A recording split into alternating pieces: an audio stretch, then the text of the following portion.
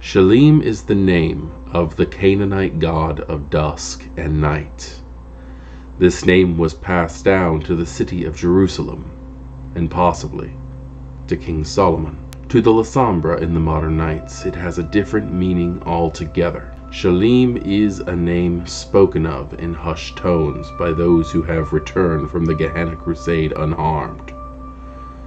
Some celebrate it quietly, others speak it with fear. It is a name that has driven the awakened members of the clan to seek sanctuary in the arms of their once enemy, the Camarilla. It is their beginning, and some fear their end. In truth, adherents to this mad religion seek nothing less than total annihilation. Not of a clan or a sect, not of a nation, but of the entirety of reality itself. The twisted philosophy of the group comes from the simple fact that all pain, all suffering, all hate and injustice exist only in what we call reality. Heaven, nirvana, jhana, shamayam, all afterlives promise a place where there are no more tears, no more pain, no more sadness. Only in the absence of existence itself can this be achieved. In the absence of self, all are one, all are equal. In the absence of reality, we become part of the infinite nothingness. We return to Shalim. For this reason, the cult's members often speak the phrase Shalim is to the initiated, since they believe that nothingness is the ultimate reality and the end of all things, embodied in their Dark Master. In their minds, nothingness is indestructible, has always existed, and will always exist. Thus, Shalim is the only true infinite, the only true immortal. Shalim is beyond existence. Shalim simply is.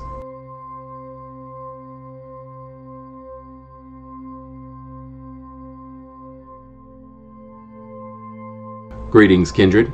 I am Voivode Maquette, and welcome back to our World of Darkness and Metaplot Monday. And tonight, we're going to have something special. Tonight is our first ever double feature. 2 videos will be coming out at the exact same time today. And this is one of them, and this is the lore sheet for the Cult of Shalim. The other one will be the detailed dig into the Cult of Shalim, which is found in the Cults of the Blood Gods supplement for Vampire the Masquerade 5th edition. And I've got to say that this is just a very interesting cult all the way around. And it does lean towards some things that are quite interesting if you are fans of Lasombra. There are Lasombra, and I think a lot of people who are not fans of that clan will say that it's a little unnecessary for them to have abyssal mysticism. They already have oblivion or obtenebration, so why do they have their own mystic practices that lead to more disciplines? Well, in this system, in V5, it's more of a refined usage of oblivion, and with this ability, these rituals that it comes with, which we will get into in the other video, abyssal mysticism takes on a whole new form. I personally never really got it in the older systems. Reading up on it and stuff, it just wasn't something that really called out to me. But with this one, it seems almost like an ancient infernalism, if you will, because they're not really going along the standard practices of the Lasombra, because the Lasombra have always been very religiously inclined, whether or not they were Christian or Muslim. The Lasombra have found a way to really just dig themselves into the society of the righteous, as far as it goes for Vampire the Masquerade and the way that they really work themselves. It's why one of the big identifying features of the Sabbat in past editions was the fact that they were so religiously inclined. Now, if you go into the Cult of Shalim, I want to let you guys understand this, that Shalim literally was the god of dusk and night in the Canaanite religion, which took up all of pre-Israelite Palestine. And Shalim was the dusk god and the evening god, where Shahar was the morning star, the day god, the god of the morning light, and Shalim was the opposite. So when you stop and think about it, if you put a modern twist on thing with the idea that Shahar was the morning star, which is another name for Satan in some forms, Shalim being the evening god or the dusk star is the opposite of the opposition of the adversary. So you can see why this kind of really fit in there, and the fact that the city of Jerusalem actually is named for Shalim.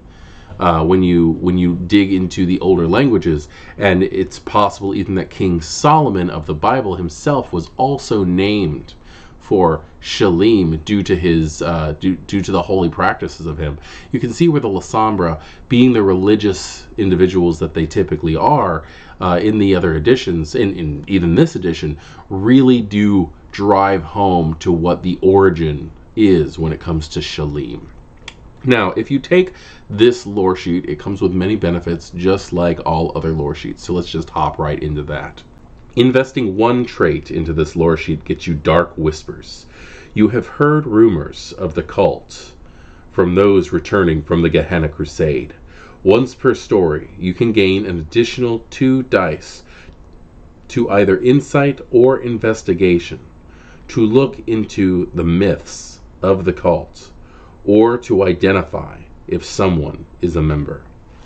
So this one has more of the idea of being able to just spot signs of the cult, and this would be very good if your storyteller was running a background story where the cult was starting to infiltrate the area. Perhaps something where there's no real Lasombra PCs, or there's low-ranking Lasombra PCs in a cameraless setting, and the higher members are coming back from the Gehenna Crusade and claiming sanctuary within the Ivory Tower, and they're basically starting to build an infrastructure of the cult inside your city. This right here has the capabilities of leading Lasombra players, or even other players. Lasombra are not 100% necessary, although it does say that most, if not all, members of this cult are Lasombra. I can see them recruiting others, which in my game, Thicker Than Water, I have done with Sam Heron and Dawn Rose.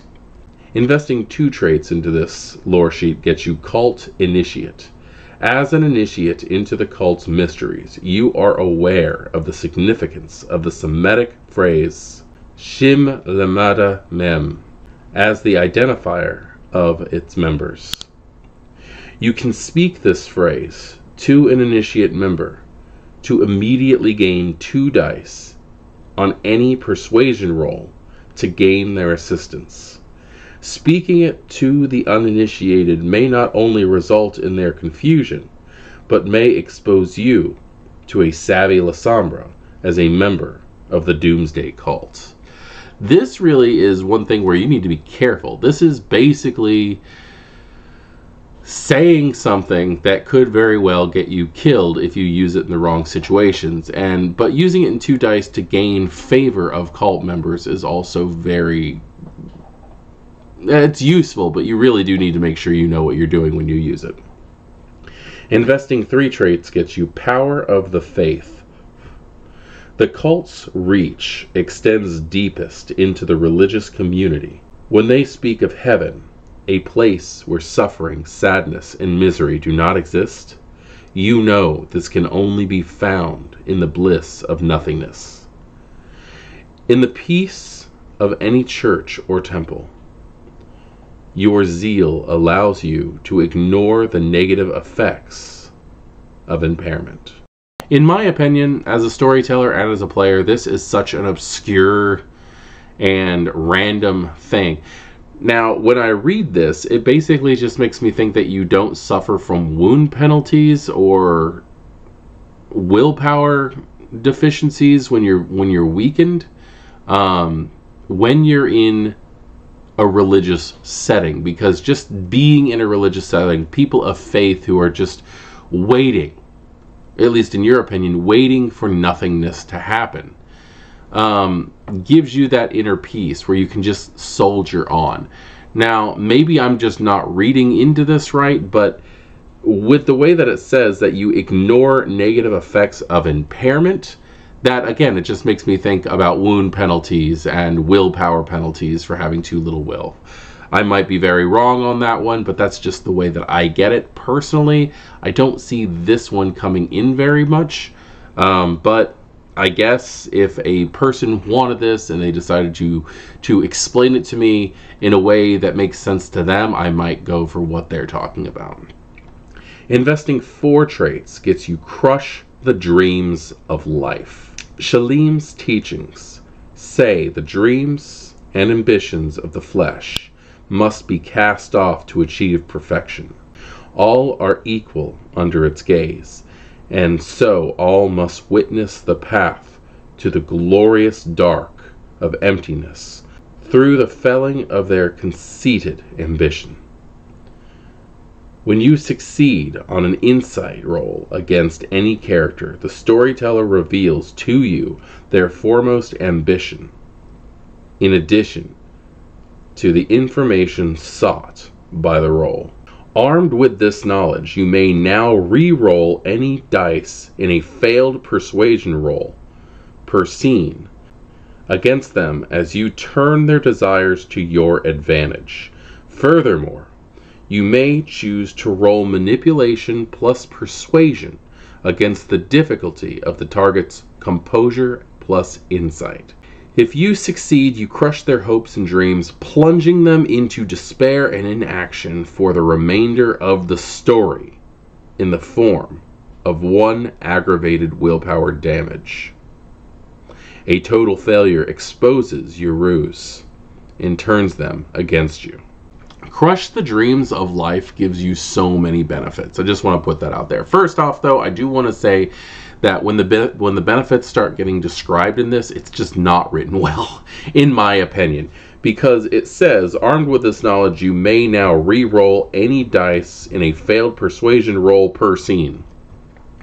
I just feel like it's missing once. That's it.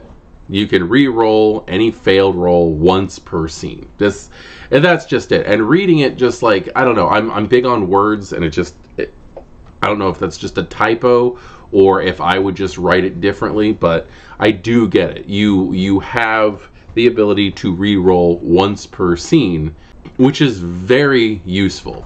Do not get me wrong. I think that is a very, very useful thing.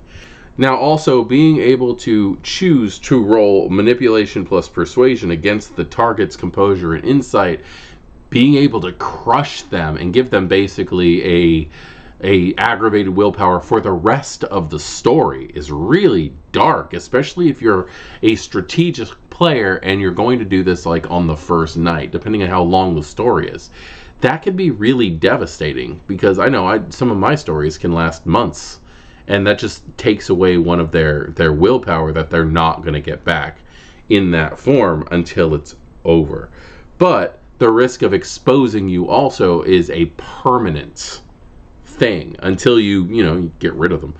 But yeah, that's it's a very good give and take, just like everything. But the idea of being able to use somebody's ambitions against them to destroy them, like, it's really the essence of what the Cult of Shalim truly is, where you try and bring everybody into despair to the point where they don't care if they die or not. They want the suffering to end. Investing 5 traits into this lore sheet gets you Shalim is. You are a true servant of Shalim. Your zeal in faith in the coming end knows no bounds, and you are certain that the abyss has chosen you to enact its purpose. Your position in the cult gives you access to the herd background of 2 for your followers, as well as an influence of 3 in the religious community of your choice from the cult's many contacts in those circles. You gain the dark secret flaw of 1 when taking this lore sheet.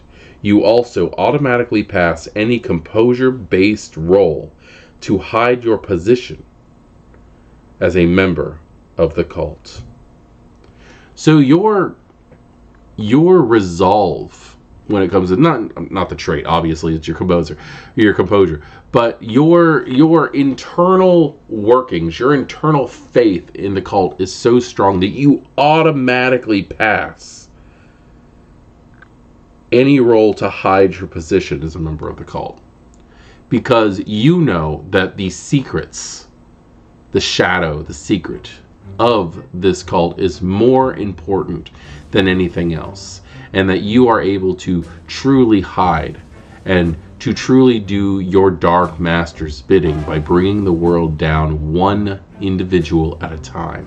Because as a creature of eternity, you have the time. You are a dark angel in Shalim's eyes, and what you're here to do is make it so people want eternity to come. They want to die. They want to be at peace. And it is your job as a member of the cult, as a high-standing member of the cult, to make sure that happens as best as you can. Now, I'm not a huge fan of some of the interpretations of this, and I think, again, it might be my own personal interpretation, due to the fact that it's just some of the wordings don't really fit well for me and stuff, but I can see how a lot of these things would come in handy. This double feature that we're doing today was brought about by our community member Lucas Alves, I'm hoping I'm pronouncing that name right, who was asking me for clarification on the Cult of Shalim, and I really could not decide what was the better way of doing that, either handling just the lore sheet or handling the details within the Cult of the Blood Gods. So we're going to be doing both. I hope this comes to the satisfaction of everybody, and I hope you all have a wonderful night. If any of you are using this lore sheet, I would love to hear about it. I am Voivode Maquette. This is our world of darkness, and we have just gone over the lore sheet for the Cult of Shalim. Good evening.